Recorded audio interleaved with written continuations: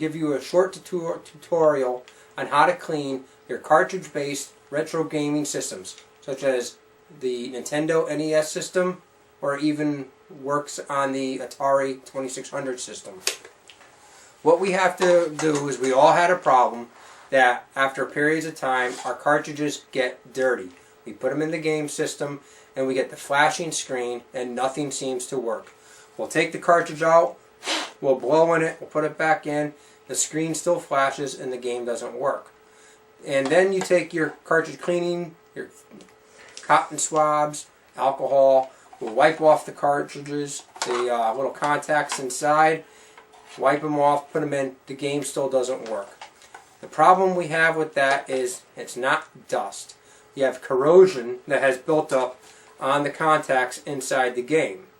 The way we solve this problem is you have to, if you don't have a cleaning kit where you can get in there really tight to clean off the contacts, because they're hard to find, the systems are 25 years old now, they're not making them anymore.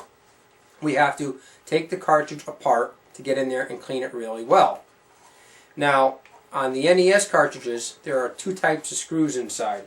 They have either regular tiny flathead screwdrivers. Use a small flathead screwdriver like that and unscrew the cartridges, put it in, it'll come apart. The other one that we have is a gaming bit screw. Kind of looks like a little dome-topped screw with little notches on the sides. You can either buy a screwdriver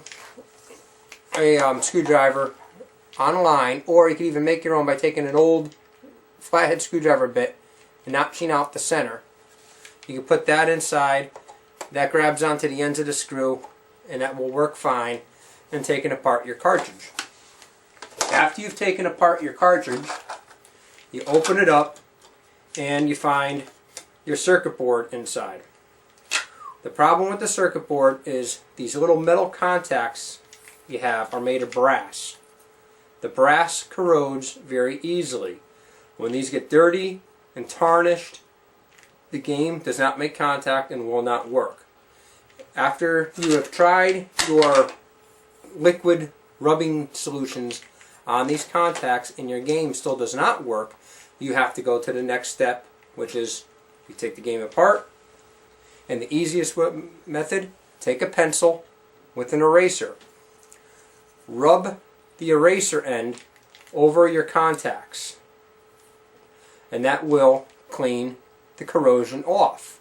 Then take your liquid-based cartridge cleaning system and wipe it off again with your Q-tip to clean off all the dust and debris. Now occasionally, if your game's been sitting around in a dirty environment for even longer, for a real long time, the corrosion has set in too deep, and even that method does not work. In that case, the next thing we have to try to do is either a very fine grit sandpaper, such as 600 or 800 grit sandpaper, or steel wool, like a number 40 steel wool. You take your, I like the sandpaper because you have a little more control over it, and you run it up and down over your contacts, taking careful care not to get in contact with your circuits.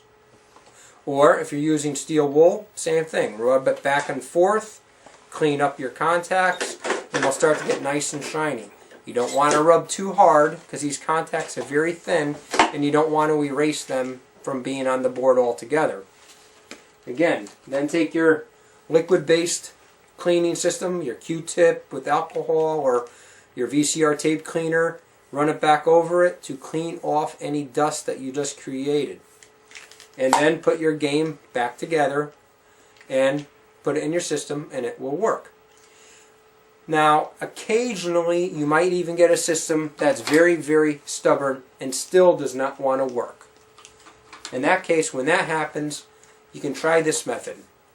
If you have a Game Genie, take your Game Genie, put your cartridge into your Game Genie,